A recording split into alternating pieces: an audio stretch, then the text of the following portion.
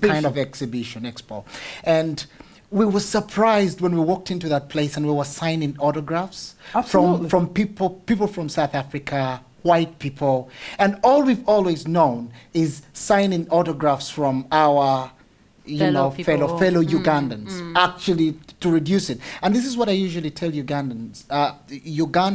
The world is not all about Ugandan borders. It exceeds Ugandan borders. And that's our target. And we have the men to get us through. Does this mean you people are now working with another label? You're out of your label?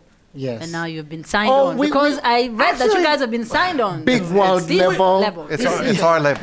Yes. It's his level. Which label is our this? label. Oh, your level. What is it called? Big World Records. Big World Records. A branch of heaven on earth. It's affiliate of my existing record label, which I sell to 80 countries around the world, which I basically founded because there was a demand for my music abroad. I've sold about 10 million copies in India. Wow. That's all I can say. Yeah. The Twinz fans, abantu batwagala okuva ku gali naluli olwasooka twakuba the first people who heard the test of us, the first people who been like coming through with us to trying to see that we get through the changes that we on right now.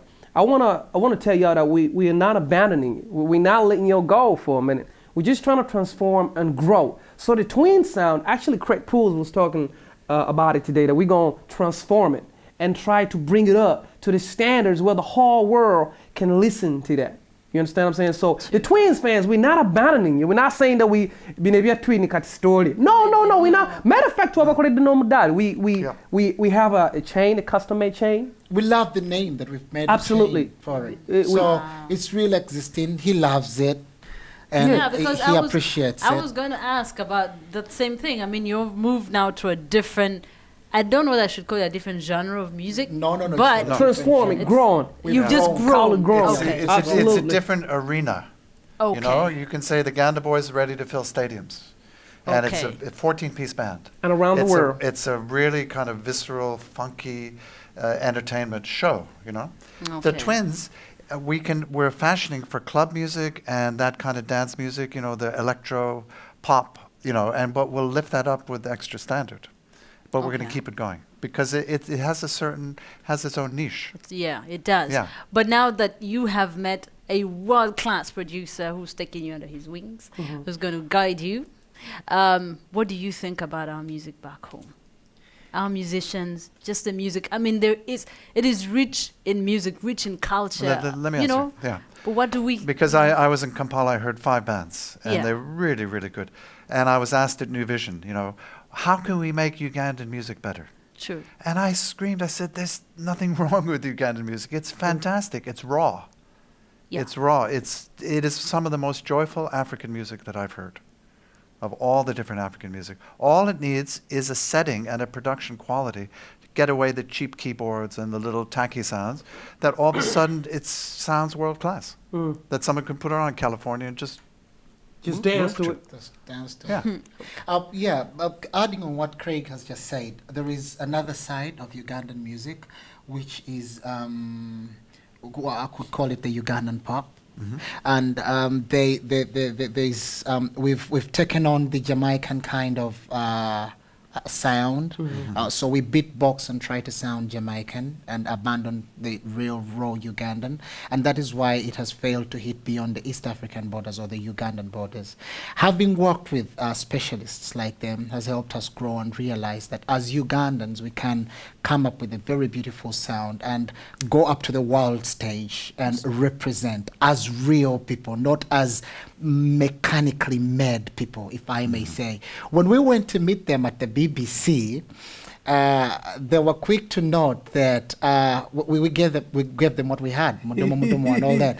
And they were like, well, for starters, all the music we've had from Uganda, this was Phil Penhall saying, he said, it's one song actually.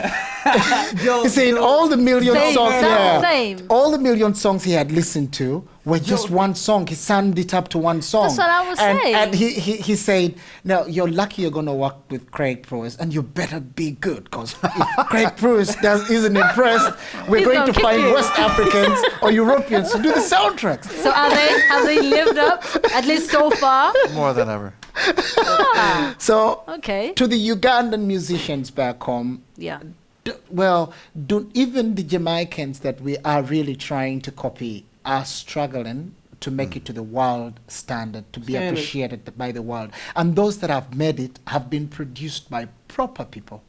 What the Ugandans are, my fellow artists in Uganda, what they do, when they get the money collected from the people, they go and buy very big flashy cars, costing hundreds of millions. This money is to be reinvested in music production to enable them, Father. and to enable their careers to last. Yeah. You understand? Yeah. This is what we have learned. Yeah. I'm not saying we knew this, no, and Yeah. I'm not bragging. You're but this learning. is what we have learned from, living with people like this. So it's very key and it's very important that all the upcoming musicians and all the Ugandan musicians that they are, do not abuse the profession. Listen. Okay, yeah. Gw'okitegeera tuli mu kintu gulaba wano Ganda boy. Yes. Oba yeebase Karitas tuli mu kintu. Leka nkulage wano. Olaba? Yes. Kati Ganda waliwo boys. okiraba Yeah. kati wano waliwo Ganda boys so kati tuna n'omudaala gula gugamba Twinz kati nsobola kukubira mu angle zombi bwe oyagala twin nga nkuwa twin bwe oyagala Ganda boy. So Okay, let's now talk about one thing that I think, or I would say, contributes to most the music industry in Uganda. Now I'm going to move away from your Afrigo, your percussion discussion, your Ndere, who are rich. They've got that rich culture and everything else with it. They carry it in their music. Yes. Now I'm looking at our boys. For example, Yes. the Bobby Wines, the Chameleons, the people who have voices, the people who have talent. But like you had said, somebody listens to the music and sums it up as the One same song, song. yes. Yeah. But sometimes people think or say that it's as a result of what they call their biff. So you have Okay. producers doing the same thing because this person did this. Sure. They want to make it sound the same That's because right. they got this track as a hit. They say, okay, if it sounds like that, we're going to make it sound like that. Maybe change one bit or skip one bit or something. Do you think, from your perspective, that this thing they call beef and these producers are taking their job very unprofessionally? Do you think they're contributing to our music sounding as one song? See, this happens in every music business and around the world. Yeah. Someone has success, people copy. So it's inevitable that happens. But do you think they're copying the wrong thing, or do you think they should Oh, take? when they copy, they stay in a comfort zone, but it's a commercial comfort zone too. Oh, just to make the money, Yeah. to make the quick. Okay. Okay, and guys, you were talking about them buying flashy cars because, yeah, that's what it is. So-and-so bought a Bentley, so-and-so bought a Cadillac, so-and-so. Yeah, but the music is still sounding the same, like you said. People wonder, how are you guys doing? Would we say that what we see in the video, we see all this hot, flashy stuff, you know? Is that the life you're leading? Should we say you've made it Okay. for yourselves financially? now this is very important. Yeah. When we have grown up, and when I say growing up, I mean growing up. We've been widely educated. Yeah. I would say we are out of the shell. Yeah. Because you see all the flashy cars that we've had in our videos while we were growing up. First of all, there is one thing that I will unveil to the Ugandan audience right now. There is what we call sets and props.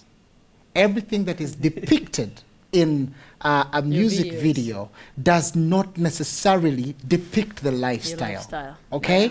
Now, we have It belongs terribly to me. we have terribly gotten it wrong Yeah. because everything that we have copied from the hip hop videos in America, Yeah.